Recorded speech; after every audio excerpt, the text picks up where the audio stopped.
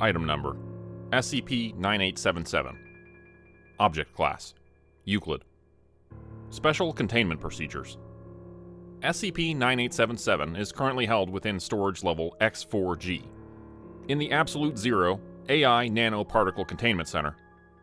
Clearance must be obtained from upper-level Foundation management before any inspection or testing can be completed. Due to the volatile nature of the anomaly, containment standards are enforced at all times. Those found violating these practice standards will be barred from further entry, and their clearance level within the AI Nanoparticle Containment Center will be up for review. It goes without saying, due to the extremely volatile nature of SCP-9877, that following these accepted procedures is the only way to protect the anomaly. And, more importantly, it is the only way to protect us from it. Description: SCP-9877 is an object of super ancient origins, which is believed to have been built by an advanced civilization predating modern society. It was discovered in an underground cave located during excavation Operation C-975. The object is similar in appearance to a standard vinyl record player, but it is roughly 1/16 the size of a typical stereo. Initial assumptions about SCP-9877 were that the object was benign in nature, and was likely used for entertainment purposes when it was operational. Containment was temporarily achieved following excavation, with minimal effort by Foundation personnel, who believed they understood the object to some extent. They were wrong. SCP-9877 was catalogued in accordance with typical benign object protocol, secured in Foundation Quadrant A-147 with 2 guards stationed outside. A camera was situated in the corner of the room to monitor the object. Sensors monitoring for potential sounds, vibrations, radiation, and time deceleration were placed in close proximity. After 35 hours of absolute silence and 0 notable observations, the object made a sound. It was described as a noise similar to a kettle boiling over. One of the guards, who will be referred to here as Zenith, made a call into the surveillance office to request a visual inspection. No changes had occurred according to the technician, and no audio level changes had been detected within the room. Zenith was ordered to inspect the object for himself. The second guard, who will be referred to here as Astrid, remained outside the room and within radio contact of the surveillance technician, as per protocol. Upon entering the room, Zenith encountered a problem. The object was glowing and spinning, with an increasing noise that he would later describe to similar to a 747 taking off from the runway. The room was filled with a blinding flash of white light, and Zenith suddenly found himself standing somewhere very different from where he had previously been located. SCP-9877 was noted to be situated close by, as if it had taken this journey with him. Zenith was unwittingly transported into the past. Although it is unclear precisely how far back he went, certain observations, such as the position of celestial objects, made it clear that Zenith had gone back in time more than 20,000 years. He found himself in a highly advanced city full of technological wonders. For reference, the oldest known civilization, according to mainstream historical knowledge, was the Society of the Mesopotamians, who existed in modern-day Iraq, Kuwait, and Syria, dating from 4000 to 3500 BC. Now, if you want to go back even further than that, the first agricultural society began in approximately 12,000 BC, when the Natufian culture moved on from the hunter-gatherer culture to settle in one area. This resulted in the creation of the world's first permanent village, at least according to history books. But Zenith had traveled back in time much further than that, and this ancient civilization stood in stark contrast to everything historians believe about the history of Earth. Now, some fringe historians believe that there is evidence of far more advanced civilizations than ours, which existed on Earth prior to a global extinction event, likely caused by a meteor impact or a severe climate phenomenon. This event wiped out nearly all of humanity, aside from a very few people who managed to rise from the ashes, living in caves until the atmosphere cleared of ash. These people became our ancestors, the ones who would go on to become the Natufians and the Mesopotamians.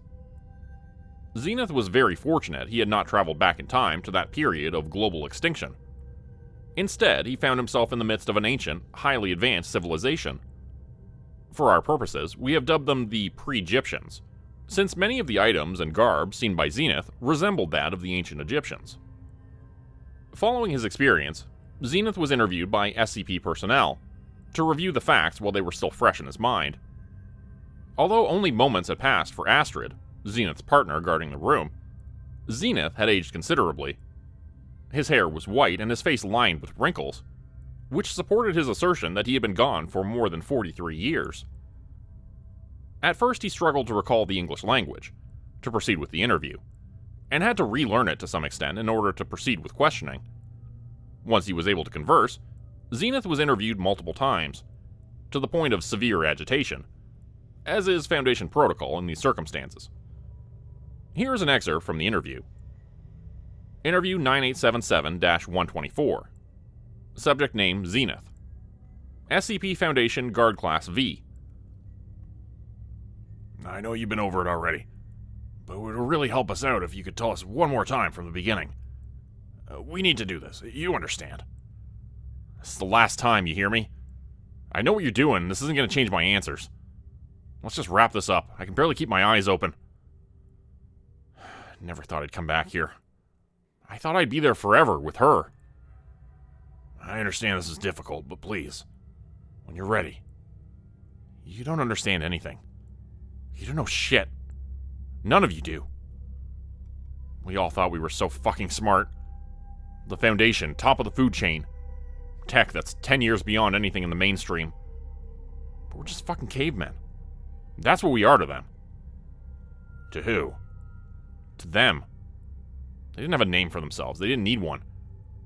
It wasn't just one country. That's what you don't understand.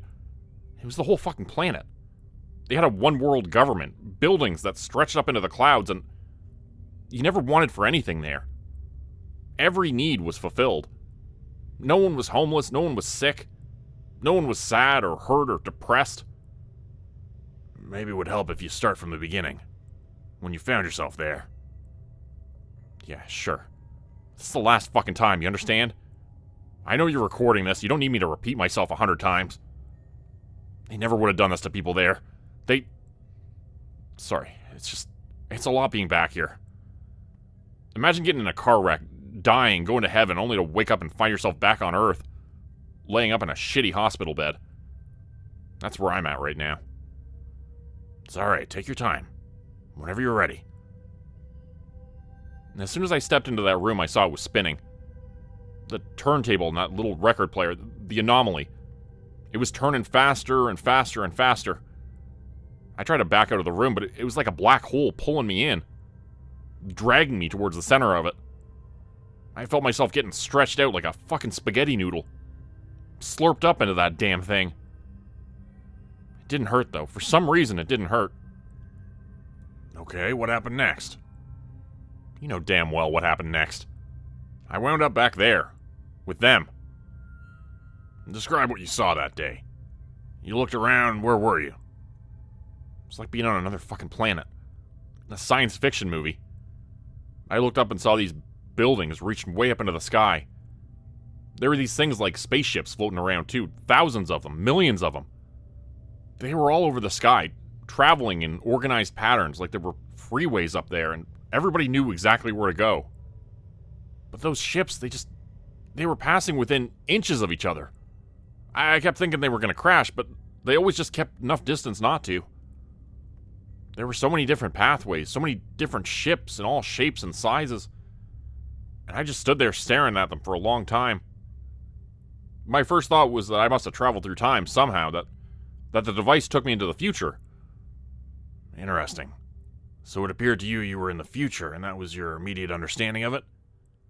But you also said that you felt as if you were on another fucking planet, as you put it. How did you know you weren't somewhere else in the galaxy, or in the universe? How did you know you were still on Earth? The stars. I told you guys all this. I've been studying the stars since I was a little kid. My dad was an astronomer before he retired. A famous one at that. He taught me all the positions of the stars, and not only that, he told me how to calculate the days, months, and years with them. Even centuries and millennia. It took me a few tries to be sure, but after looking at the moon and the stars for long enough, I knew I'd gone back 20,000 years, not forward. What happened next? I was so distracted looking up at the sky, I didn't even see the ship coming right at me. I'd been standing in some sort of restricted area, and I looked and saw this thing barreling toward me, flying faster than a car on the highway. I was scared shitless, thought I was going to die, but then this woman came out of nowhere, grabbed my arm, pulled me out of the way. I would have died if not for her. She was yelling at me in some language I didn't understand, her face all red, and she looked cute as hell. I couldn't help but smile, and she ended up smiling back and laughing with me. She asked me a few questions and got more and more confused looking at my face and seeing how I didn't understand her. But then she saw the Anomaly sitting nearby on the ground, and she ran over to it, picked it up. I was worried she was going to try to steal it, that I had to have to fight her to get it back, but instead she just handed it to me with a worried look on her face. I found out later on, once I learned to understand her, that the Anomaly was not one of a kind. There were more of those things out there. They used them to visit different eras in history as if they were tourists. She said the history of their civilization went on for more than 12,000 years, and they had a lot of momentous moments that people could go back and visit. But it was forbidden to use the devices to travel into the future. Although people had hacked the tech to do so, it was very dangerous. The past had been expertly cataloged, but the future was unknown. They could not foresee what someone would run into if they teleported themselves into the future. They could find themselves in the middle of a meteor impact, a global flood, or any number of unknown horrors. Sorry to interrupt, but how well did you get to know this woman? It sounds as if the two of you spoke a lot. I married her. She was my everything. She taught me how to speak their language, how to live in their society. She took care of me, helped me make it through my difficult early days there. She showed me how to navigate the systems so that I would be able to become official and live without worrying about my identity being discovered. She believed that if the authorities captured me, they would make me into a lab rat, doing everything in their power to tease out the secrets of the future from me, asking countless questions and interrogating me until I died. I see. And did you ever attempt to return to the Foundation after you figured out how to communicate? It sounds as if the device was capable of returning to the present. I tried to figure it out, to be certain, but it was difficult to determine exactly how to work the device, let alone how to know exactly where I would end up if I activated it. I asked her... Sorry, it hurts to say her name, that's why I haven't done it yet. I asked Haley if she would show me what she knew about the device and how it functioned. She was hurt that I wanted to leave, but at the same time, she understood my commitment to the Foundation. The problem was I could never figure out the date with much certainty. Since they used a different system than ours, I was relying on my knowledge of the stars, using them, combined with their calendar and ours, to create an equation. It was difficult and took me more than a decade. I still wasn't 100% certain. If I was wrong about anything, then I would die. There wasn't a doubt about that in my mind. There are way too many places and times on the planet where life was not hospitable to humanity. And to people of my skin color, it's even more dangerous. I could have teleported myself into the middle of a KKK rally, or into Pompeii, or any number of other death traps. So you were understandably hesitant to make the jump back to the present. I think anyone would feel the same way, to be honest. I'm not sure my bosses will like me admitting that, but there it is. Why'd you decide to come back, to take the risk? Sounds like you had a pretty sweet life. Beautiful woman on your arm, a highly advanced civilization that's heaven on earth, as you described it. Why leave a place like that? It's hard to talk about. Even harder knowing it could happen again. What could happen again? You need to tell us everything here. Did you not share this part with the other investigators? I haven't told anyone yet. It's stupid, but I feel like they can hear us. Like maybe they're watching, waiting for me to acknowledge them so they can come back. I don't want them to hear me talking about them. Who? Who are they? They came from the darkest recesses of the earth. The news showed images of them coming up from the caves. There were hundreds of them at first, then thousands. Millions. Then... You need to tell me. What were these things? What did they look like? They were shadows. Pure darkness. But they moved like liquid, like oil. Spreading until they were everywhere. Sometimes they moved like people, sometimes like insects. Huge centipedes as long as city buses, as long as trains. They moved together or they separated, all depending on their purpose. But they shared a mind, one big hive mind that had no mercy. It only wanted to consume. And they consumed everything. Everything they touched disappeared into them like a fucking black hole. I need more detail than that. What were they? What did they want? We always thought it was a meteor that wiped out the dinosaurs. You know what I think? I think it's them. Every time a species gets too big, too strong, they show up. They're the reapers. The ones who harvest the cattle to consume once they've grown tall and fat. Did you know that certain species of ants will raise aphids like livestock? They feed them, keep them safe, just so they can eat them when they're ready. We think we're so fucking smart, but we're just ants to those things. They're down there sleeping, or doing whatever the fuck they do in the shadows. In the darkness. Well, we think we're running shit up here. But we don't know anything. And if those people with that great civilization can't stop them, then what chance do we have? For all we know, they'll be here tomorrow. They're just waiting for us to take one more bite of our cheeseburgers and fries, pizza and ice cream, fattening us up, and then harvest time. End of interview. Needless to say, this interview raised other questions to investigators regarding the existence of underground cave dwellers with godlike powers and the ability to consume all of mankind. Such speculations are ongoing, but no proof has been obtained yet. Summary: SCP-9877 is an anomaly of super ancient origins, which has the ability to transport matter and personnel to any point in history. However, Foundation research suggests that use of the device may encourage the return of the hive-minded shadow civilization which dwells within the deepest recesses of the Earth and is capable of consuming all of mankind. As such, added caution is recommended when experimenting with SCP-9877. Note: see Memo 9877-C24 for more information about what to do if you see a shadowy figure lurking in your Foundation workspace. Be safe, and be proactive in protecting humanity from the threat of the hive mind shadow people. Become a channel member today for early access, bonus videos, and special emojis only available to members. Check out the description below or click the join button for more info.